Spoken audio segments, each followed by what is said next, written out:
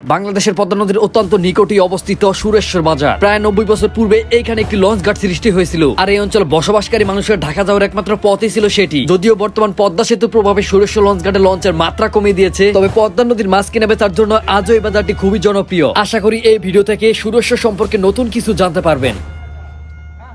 Hello সবাইকে, আমরা এখন সুরেশ্বর অবস্থান করেছি। যদিও সুরেশ্বর একটি গ্রামের নাম, তবে শরীয়তপুর জেলার এই গ্রামটি অত্যন্ত পরিচিত হওয়ার একমাত্র কারণ এখানে একটি লঞ্চ ঘাট রয়েছে, যা প্রায় আনুমানিক নির্ধারণ করা হয় এটি 85 থেকে 90 বছর পূর্বে নির্মাণ করা হয়েছিল। তাছাড়া তখন এই অত্র অঞ্চলে বসবাসকারী মানুষের ঢাকা যাওয়ার জন্য একমাত্র এই সুরেশ্বর লঞ্চ ঘাটে আসতে হতো। আনুমানিক নির্ধারণ করা হয় 1940 সালে মতিবিরি কোম্পানি থেকে সাধারণ মানুষ ঢাকা যাতায়াতের জন্য সর্বপ্রথম একটি স্টিমারে ঘাটে দেওয়া হয়। তবে এই অঞ্চলে তখন শুধু দুটি লঞ্চ ঘাট ছিল, একটি সুরেশ্বর লঞ্চ ঘাট, অন্যটি খাজুরতলা লঞ্চ ঘাট। কিন্তু তারও পূর্বে এখান থেকে ঢাকা যেতে হলে নৌকায় করে সদরঘাটে পৌঁছাতে হতো। তবে সুরেশ্বর গ্রামটি ঘড়িসার ইউনিয়ন পরিষদের অন্তর্ভুক্ত। পরিষদে থাকা 18টি গ্রামের তালিকায় প্রথমে সুরেশ্বর নাম উঠে আসে। একবার সুরেশ্বর বাজারে একটি অগ্নি দুর্ঘটনা হয়, যা ভোলার মতো নয়। তবে বর্তমানে এই বাজারটিতে প্রতিনিয়ত দোকানের সংখ্যা বেড়েই চলছে। বাজারটিতে আমরা লক্ষ্য করলে দেখতে পাই কিছু মুদির দোকান, ফার্মেসি এবং কয়েকটা পোশাক তৈরির দোকান। দেখুন, এই দোকানটিতে ট্রলার মেরামতে প্রয়োজনীয় কিছু পার্টস বিক্রি করা হয়। একজন লোক আমাদের প্রতিনিয়ত ভিডিও দেখে যাচ্ছেন এবং আমাদের দেখে তার দোকানে নিয়ে যান এবং চা খাওয়ার জন্য অনুরোধ করা হয়। এখনো সুরেশ্বর ঘাট থেকে প্রতিদিন 5টি লঞ্চ ছাড়া হয়। এর ভিতরে ঢাকার উদ্দেশ্যে 3টি, একটি নারায়ণগঞ্জ, একটি চাঁদপুর। ভালো থাকুন, দেখা হবে আবারও সুরেশ্বরের এই ভিডিওটিতে।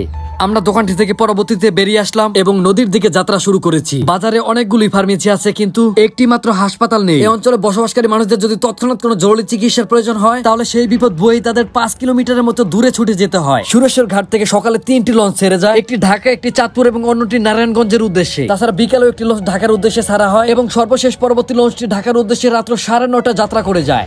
এই চলুন এটার উপরে উঠবো।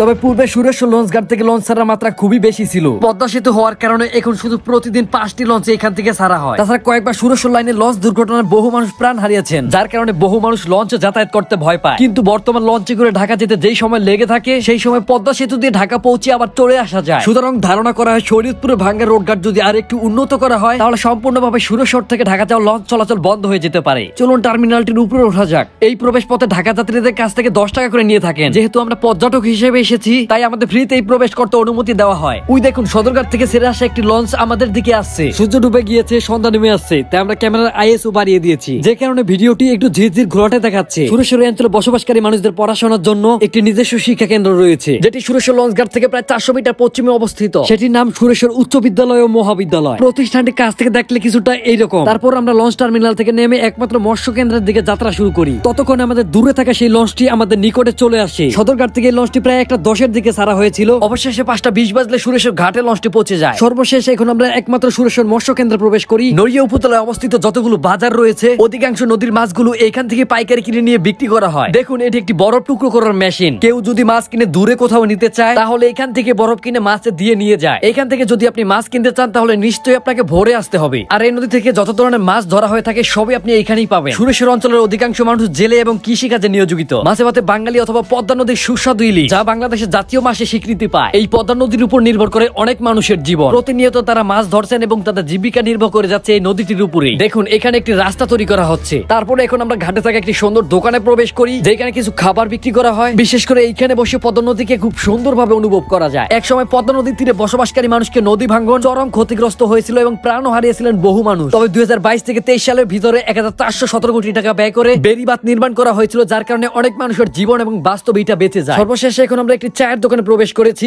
সন্ধ্যা নামতে এখানে চরম লাইটিং গুলো দোকানগুলোকে ফুটিয়ে তুলেছে। উপজেলা নড়িয়া থেকে 9300 মিটার পথ পাড়ি দিলে সুরেশ্বর লঞ্চ ঘাট পৌঁছানো যায়। এই ভিডিওটির অধিকাংশ তথ্য আমরা স্থানীয় বয়স্কদের কাছ থেকে সংগ্রহ করেছি। যদিও সুরেশ্বর একটি গ্রাম, কিন্তু সত্যি বলতে এই গ্রামটি অত্যন্ত সুন্দর। আমাদের আজকের ভিডিওটি এতটুকু ছিল। ভিডিওটি ভালো লাগলে অবশ্যই শেয়ার করুন। আমাদের পরবর্তী ভিডিওটি দেখার জন্য নটব্লগ ফেসবুক পেজ অথবা জুনিয়র বিয়ার গ্রিলস ইউটিউব চ্যানেলটি সাবস্ক্রাইব করুন। ফেসবুক পেজ থেকে ভিডিওটি দেখে থাকলে আমাদের পিন কমেন্টে দেওয়া লিংক ক্লিক করে ইউটিউব চ্যানেলটি সাবস্ক্রাইব করতে ভুলবেন না। দেখা হবে নতুন কোনো ভিডিওতে। এতক্ষণ সাথেই ছিলাম junior Bear Grylls YouTube channel.